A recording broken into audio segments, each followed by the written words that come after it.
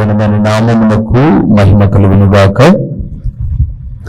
మన ప్రభువును రక్షకుడునైన యేసుక్రీస్తుల వారి యొక్క ప్రశస్తమైన నామమునకే మహిమ ఘనత ప్రభావములు యుగ యుగములకు కలుగునుగాక. సర్వకృపానిధి దేవుడు ఆయన గొప్ప కనికరమును బట్టి మరొక శ్రేష్టమైన శుభదినములో దేవుని విలువైన మాటలు మనం ధ్యానం చేయుటకు ప్రభు మనకు ఇచ్చిన ఈ గొప్ప సదవకాశమును బట్టి దేవాది దేవునికి మనం ఎంతగానో స్తుతులు చెల్లించబద్ధులమై ఉన్నాము. అదే సమయంలో దేవుని పాద సన్నిధిలో కూడి దేవుని మాటలు వింటూ ఉన్న దేవుని ప్రియబిడ్డలైన మీ అందరికీ కూడా ప్రభు అయిన యేసుక్రీస్తు పేరిట వందనములు తెలియచేయుచున్నాను. దేవుడు మిమ్మలను మీ కుటుంబములను నిండారులుగా ఆశీర్వదించునుగాక. ప్రభు మందు ప్రియమైన వార్లారా, దేవుని సన్నిధానములో నేడు మనము ధ్యానము చేయబోతున్న అంశ భాగము ఏమిటి అనగా, రండి అని లోకములోని వారిని దేవుని దగ్గరకు ఎందుకు పిలవాలి? రండి అని లోకములోని వారిని దేవుని దగ్గరికి ఎందుకు పిలవాలి?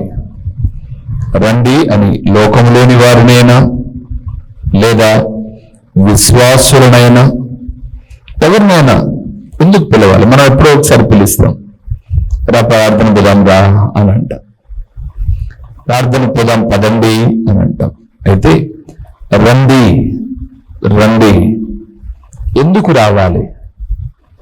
ఎందుకు దేవుని దగ్గరికి లేదా దేవుని మందిరానికి రండి అని పిలవాలి అన్న విషయాన్ని ఈరోజు కొన్నిటిని మనము ధ్యానం చేద్దాం. మూల వాక్యానికి వద్దాం. కీర్తనల గ్రంథము 132వ కీర్తన, కీర్తనల గ్రంథము 132వ కీర్తన 7వ వచనాన్ని ఈరోజు మనం చదివే ప్రతి చోట రండి అంటాడు. ఎందుకు రావాలో తర్వాత నేను చెప్తాను. 132వ కీర్తన 7వ వచనం, ఆయన నివాస స్థలమునకు పోదము రండి, ఆయన పాదపీఠము ఎదుట సాగిలపడుదము రండి. చాలు.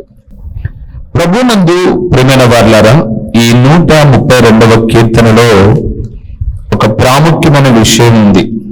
మొదటి వచనాన్ని చూస్తే, దావీదుకు కలిగిన బాధలన్నిటిలో దేవుడు జ్ఞాపకం చేసుకున్నాడు కాబట్టి, ప్రమాణపూర్వకంగా ఇచ్చిన మాట నెరవేర్చాడు కాబట్టి ఆయన అంటాడు, నా దేవుని మందిరమునకు లేదా నేను ఒక స్థలము చూచు వరకు నా మంచము నేను ఎక్కను, పడుకోను అక్కడ, దాని మీద కన్నులకు నిద్ర రానియను అని చెబుతూ 7వ వచనంలో అన్నాడు, ఆయన నివాస స్థలమునకు పోదము రండి రండి.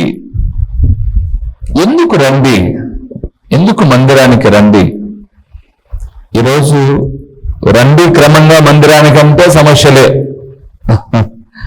మందిరానికి క్రమంగా రండి అంటే ఏందబ్బా మా పనులు విడిచిపెట్టేసి రమ్మంటున్నారు, వాళ్ళంటే ప్రార్థనలో ఉన్నారు, సేవలో ఉన్నారు, మాకేం పనులు లేవా, ఎన్నో పనులు, ఎట్లా రావాలా అని చాలా మంది ఆలోచన. అయితే ఎందుకు రండి అని దేవుడు భక్తుల ద్వారా ఆహ్వానం అందిస్తున్నాడు అంటే కొన్ని విషయాలు మీకు నేను జ్ఞాపకం చేస్తాను. జకరియా గ్రంథం 8వ అధ్యాయము 22వ వచనం, అనేక జనములను బలము గల జనులను యెరూషలేములో సైన్యములకు అధిపతిగు మొదటిది యెహోవాను వెదకుటకును యెహోవాను శాంతిపరుచుటకును ఒత్తురుచాడు. ప్రభునందు ప్రియమైన వారలారా, ఎందుకు దేవుని సన్నిధానానికి రండి అని ఆయన పిలుస్తూ ఉన్నాడు అని మనం చూస్తే, ఈ 8వ అధ్యాయంలో చాలా ప్రాముఖ్యమైన విషయాలు ఉన్నాయి. అయితే అక్కడ 22లో అన్నాడు, దేవుని శాంతిపరచుటకు వెళ్ళాలి మనం. అంటే ఆయన కోపం మన మీద రగులుకున్నప్పుడు, ఇప్పుడు మనం 132వ కీర్తనలో కొన్ని విషయాలు చూసాం. దావీదు అంటాడు, నాకు బాధలు వచ్చాయి, ఇబ్బందులు కలిగాయి, అప్పుడు దేవుడు నాకు మేలు చేశాడు, నేను ఆయనను జ్ఞాపకం చేసుకోకుండా ఉండలేను, నా బాధలో నుంచి విడిపించిన దేవునికి నేను ఒక నివాస స్థలాన్ని, మందిరాన్ని చూసి అక్కడ నిర్మాణము జరుగు వరకు నా మంచం ఎక్కను, నిద్రపోను, నా కనులకు నిద్ర రానేను అని చెబుతూ ఆయన నా బాధలో నుంచి విడిపించాడు కాబట్టి దేవుని మందిరమునకు వెళ్ళుదము రండి అన్నాడు. ఇప్పుడు బాధలో నుంచి విడిపించిన దేవుని బాధపరిచి దేవుని ఆరాధన చేయలేదనుకోండి, ఆయనకు కోపం వస్తుంది. 2వ కీర్తనలో అదే మాట రాబడింది, కుమారుని ముద్దు పెట్టుకొనుడి, త్వరగా ఆయనను శాంతిపరచుడు, లేకపోతే ఆయన కోపం మీ మీద రగులుకుంటుంది అన్నాడు. ఆయన మన బాధలు, మన ఇబ్బందులు, మన ఇరుకులు తొలగించినప్పుడు ఆయనను బాధపరచుకోకుండా ఎల్లప్పుడూ వెదకుటకు, శాంతిపరచుటకు, అంటే దేవా నేను నీ దగ్గర ఉన్నాను, శాంతిపరుస్తున్నాను అని చెప్పడానికి ఆయన ఎదుటకు వెళ్ళాలి. అందుకు ఆయన రండి అని పిలిచిన విషయాన్ని మనం అక్కడ చూస్తూ ఉన్నాం. ప్రభు నందు నాకు ప్రియమైన వాళ్ళారా, ఎందుకు రండి అన్నాడు అనంటే దేవుని శాంతిపరచుటకు, సమాధానపరచుటకు ఆయన సన్నిధికి మనము వెళ్ళాలి. 2వది చూద్దామా, ఎందుకో. హోషేయ గ్రంథం 6వ అధ్యాయము, ఇంకొంచెం ముందుకు రండి, అంటే జకర్యా నుంచి ముందుకు వెళ్ళొద్దు, వెనక్కి అని అర్థం. హోషేయ గ్రంథం 6వ అధ్యాయము 1వ వచనం, 746వ పేజీ అట్లా వస్తుంది. హోషేయ గ్రంథం 6వ అధ్యాయము 1వ వచనాన్ని మనం చూద్దాం ఒకసారి. మనము యెహోవా యొద్దకు మరలదము రండి, ఆయన మనలను చీల్చివేసెను, ఆయనే మనలను స్వస్థపరచును, ఆయన మనలను కొట్టెను, ఆయనే మనలను బాగు చేసెను. అక్కడ చూసాడా, మొదటిది రండి అన్నాడు. ఎందుకు అనంటే ఆయన కోప్పడి చీల్చివేశాడు, కానీ తిరిగి ఏం చేశాడు, స్వస్థపరిచాడు. మొదటగా కొట్టాడు, తర్వాత మళ్ళా బాగు చేశాను అని రాబడి. ఎందుకు వెళ్ళాలి అనంటే ఆయన కోపడ్డానికి హక్కు ఉంది, బాగు చేయడానికి హక్కు ఉంది. అందుకే బైబిల్ గ్రంథం సెలవిస్తుంది, ఆయన గాయము చేయును, ఆయన చేతులే స్వస్థపరచును రాబడింది. ఆయన మాట్లాడుతూ అంటాడు, గాయము చేయువాడను నేనే, గాయము కట్టువాడను కూడా నేనే. అందుకు ఆయన దగ్గరికి రావాలి. గద్దిస్తే దూరం అయిపోయి, ప్రేమిస్తే దగ్గరకు వచ్చి, పొగిడితే ఉప్పొంగి, హెచ్చరికలు చేస్తే కుంగిపోయి, ఇది కాదు భక్తి జీవితం. ఇది కాదు భక్తి జీవితం. అన్నింటినీ సమానంగా బ్యాలెన్స్ చేసుకుంటూ వెళ్ళడం, అది భక్తి జీవితం. అది దేవునికి ఇష్టకరమైనటువంటి జీవితం. అందుకే ఆయన అన్నాడు రండి.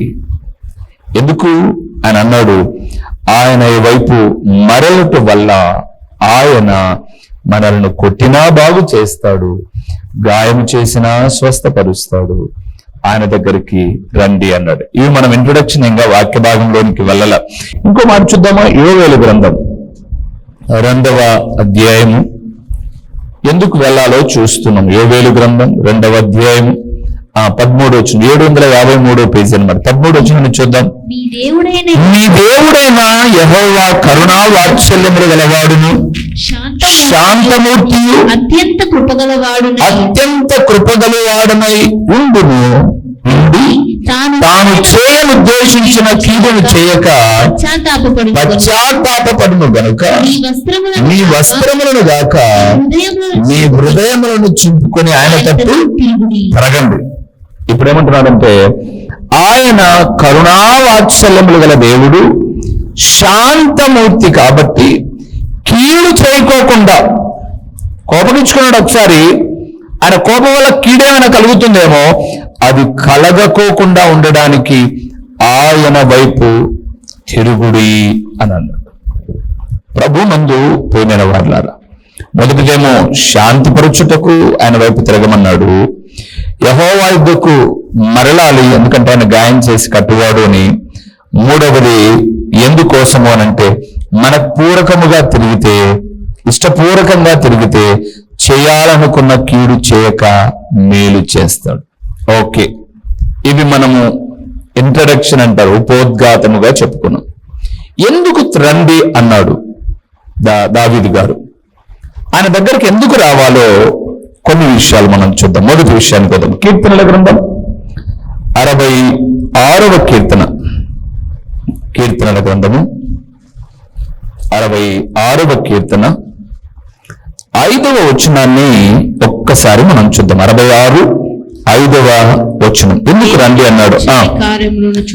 దేవుని ఆశ్చర్య కార్యములను చూడరండి.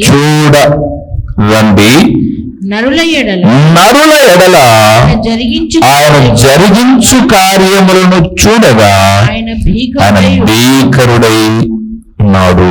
చాలు. ఎందుకు భక్తుడు రండి అని పిలిచాడు అనంటే 66వ కీర్తనలో భక్తుడు చెప్తున్నాడు, దేవుని ఆశ్చర్య కార్యాలు చూడాలి అనంటే దేవుని సన్నిధికి రావాల్సిందే.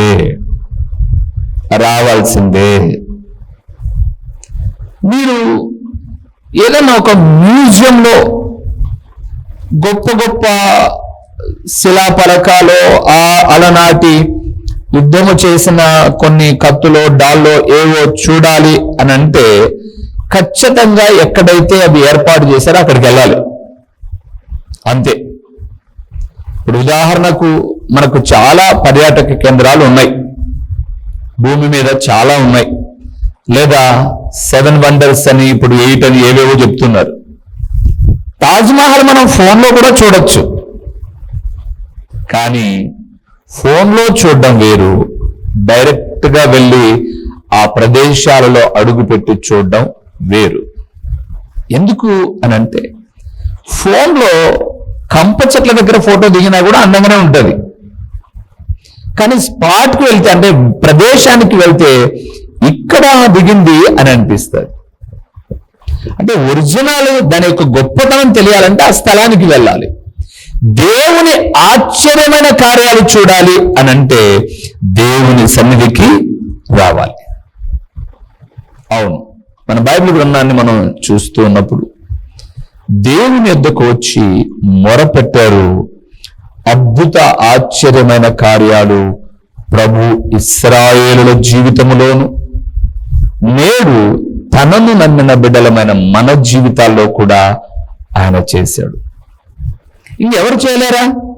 భూమి పుట్టినది మొదలుకొని ఈ రోజు వరకు మనం చూస్తే దేవుడు ఒక్కడు మాత్రమే ఆశ్చర్యమైన కార్యాలు చేశాడు, మనుషులు చేయాల.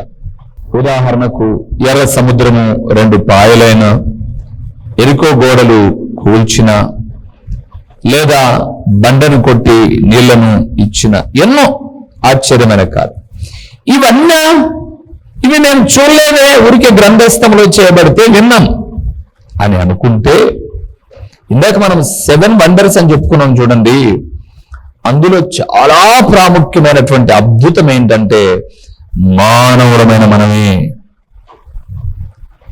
ఈరోజు సంతకాలు ఫోర్జరీ చేయొచ్చు, ముఖ్యమంత్రి పెట్టినట్టుగా సంతకాలు పెట్టచ్చు, ప్రధాని పెట్టినట్టుగా సంతకాలు పెట్టచ్చు, కానీ మన ఈ తమ్ములో బొట్టుకుని వేలు అంటారు కదండి, దీని వేలులో ఉన్నటువంటి ఈ రేణువులు, ఈ ఉన్న రేఖలు ఉన్నాయి చూడండి, ఇవి నీకు ఉన్నట్లుగా ప్రపంచంలో ఉన్న 800 కోట్ల పైబడిన వారిలో ఎవరికీ ఉండవు.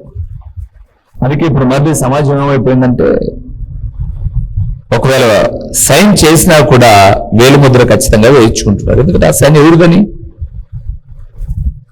ఇది ప్రపంచంలో మనం ఒకవేళ ఇంగ్లాండ్ దేశంలో పెద్ద టవర్ అని, ఢిల్లీలో ఆగ్రాలో అక్కడ ఒక పెద్ద తాజ్మహల్, ఇవన్నీ చెప్పుకున్నా ఇవన్నీ శిథిలమైపోయిన కట్టడాలు శిథిలమైపోతాయి. కానీ అద్భుత ఆశ్చర్యమైన కార్యం ఏంటంటే మన ఈ యొక్క బొటకన వేలు మొదటిదైతే, ఇక ఎన్నో మానవ దేహంలో మన ఐ ఉంది చూడండి, కన్ను ఉంది చూడండి.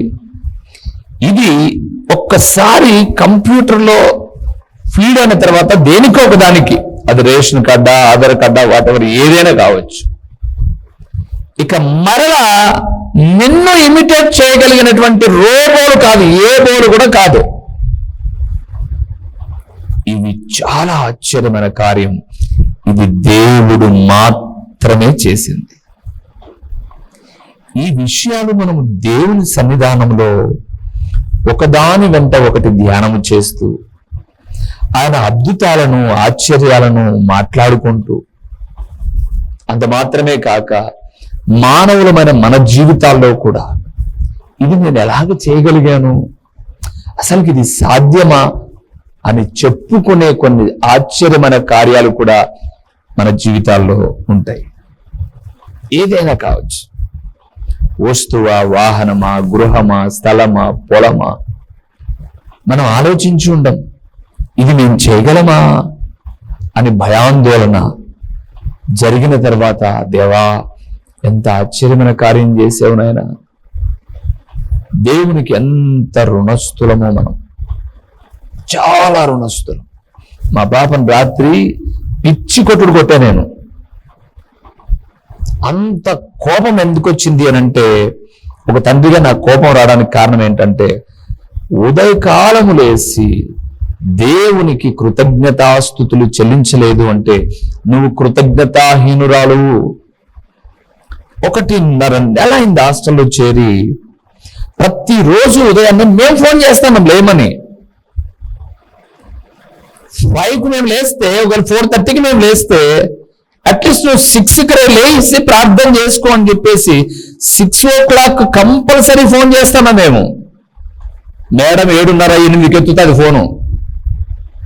నేను అన్నాను, ఈరోజు నీకు 1,00,000 రూపాయలు ఫీజు మాత్రమే హాస్టల్కు.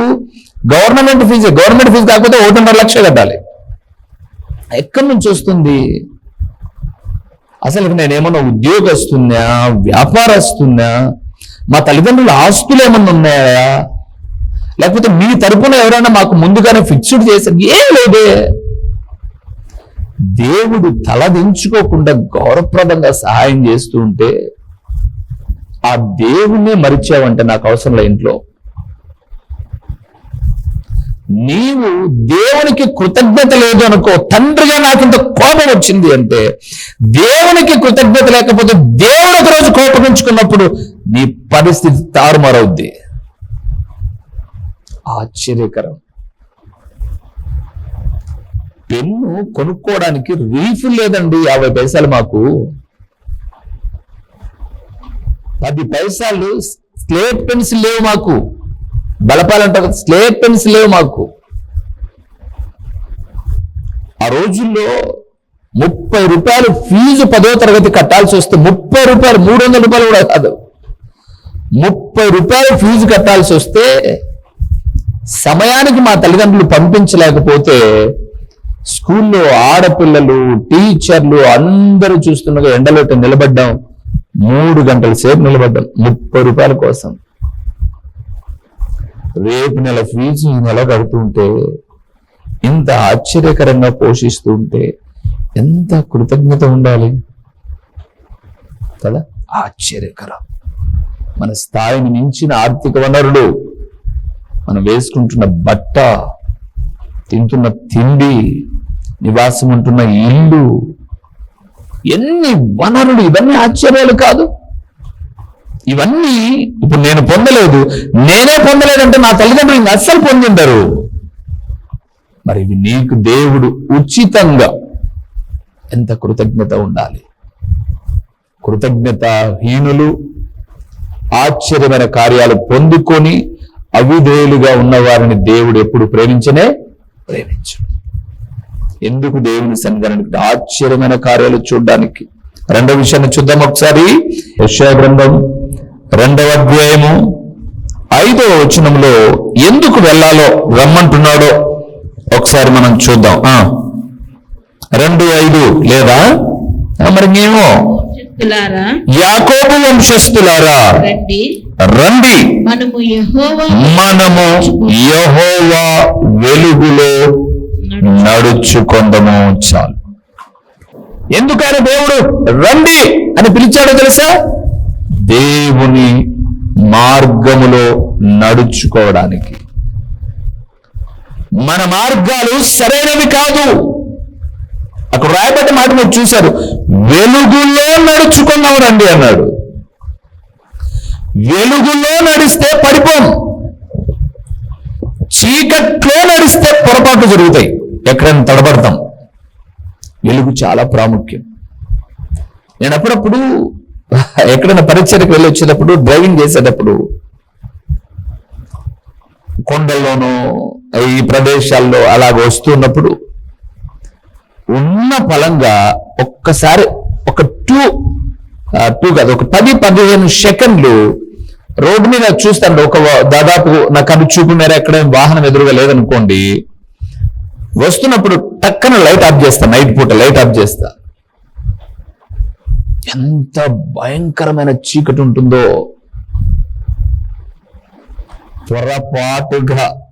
పొరపాటుగా లైటే ఫెయిల్ అనుకో, కొండల్లో ఏంటి పరిస్థితి?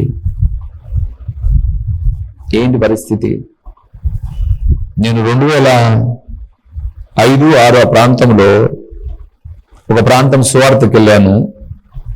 2 వీలర్లో డొక్కు స్కూటర్ వస్తా ఉన్నాం. సగం మధ్యరాలకు వచ్చిన తర్వాత కరెంటు లైట్ ఫెయిల్ అయిపోయింది. ఆ రోజుల్లో ఫోన్లు లేవు. ఒకళ్ళు ఫోన్ లైట్ వేసుకొని వద్దామంటే ఏం చేయాలి? ఇంకక్కడ పరిస్థితి ఏంటి? మాకు ఎదురుగా ఏమొస్తున్నాయో, ఏం అడ్డం వెళ్తాయో తెలియదు రోడ్లో.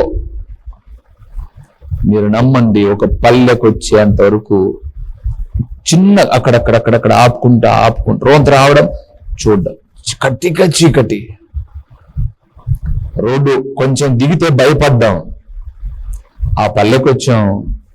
పలకరించే నాదుడు ఎవరు లేడు. బస్సులాపే దగ్గర ఆ షెల్టర్ ఉంటుంది, బస్ షెల్టర్ అంటారు. అక్కడ బండి పెట్టేసి పడుకునే ధైర్యం లేదు. తెల్లవారుదులు అట్లా కూర్చున్నాం అంతే. ఎప్పుడు తెల్లవారుతుందా అని. పూర్తిగా తెల్లవారేంత వరకు రాలేము. మా ప్రయాణము అన్ని ఆగిపోయాయి. అదే బండికి వెలుతురు ఉంటే, ఒకవేళ అది వెన్నెల కాలం అయింటే ఎట్లో దోసుకొని వచ్చేవాళ్ళం. నేను అంటాను, వాక్యం అనే వెలుగు లేకపోతే ఖచ్చితంగా మన కుటుంబాలు, మన జీవితాలు పాడైపోతాయి. అందుకే లేఖనం సెలవిస్తుంది. భక్తుడన్నాడు 119వ కీర్తనలో, నీ వాక్యము నా పాదములకు దీపమును, నా త్రోవకు వెలుగునై ఉన్నది.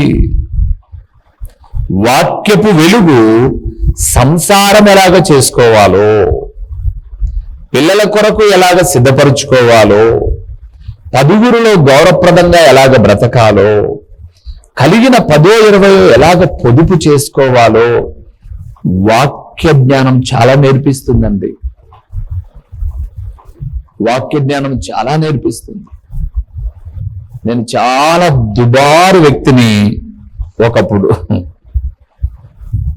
10 రూపాయలు ఇస్తే అయిపోయిన దాకా ఇల్లు గుర్తు రాదు. నాకుంగా అయిపోతే ఇల్లు గుర్తుకు వస్తుంది. ఎందుకంటే ఆ 10 రూపాయలు అయిపోయేంత వరకు అది అయిపోతే అది, ఇది అయిపోతే అది కొనుక్కోవాలి, ఏడవ చోట కూర్చోవాలి, తినాలి.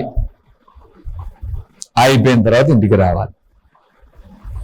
మళ్ళా అలాంటి 10 రూపాయలు సమకూడాలంటే వారాలు పట్టాలి. అంటే అయిపోవడం అంతే, అది చేసేసుకోవడం.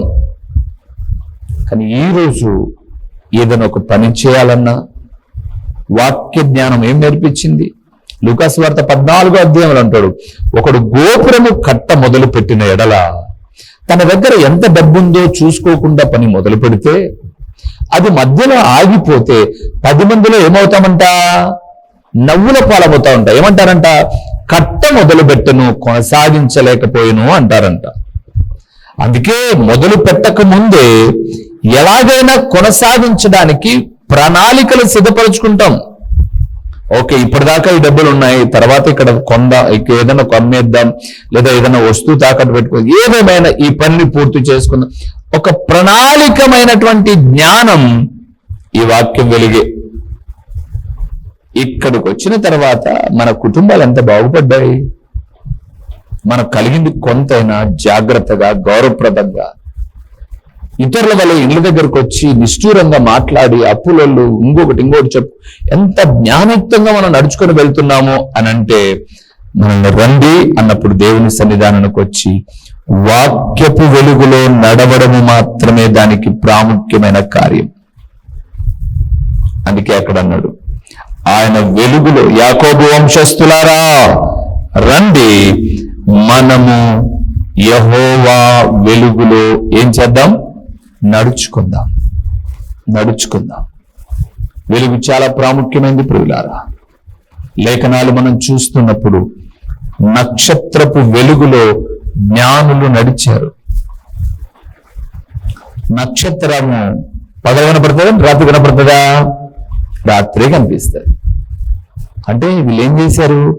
రాత్రంతా ప్రయాణం చేసేవాళ్ళు, ఉదయకాలం రెస్ట్ తీసుకునేవాళ్ళు, మళ్ళీ సాయంత్రం అయ్యేసరికి రెడీ అయిపోయేవాళ్ళు, సిద్ధపడేసి ఇంక ఆకాశం దిక్కు చూసేవాళ్ళు.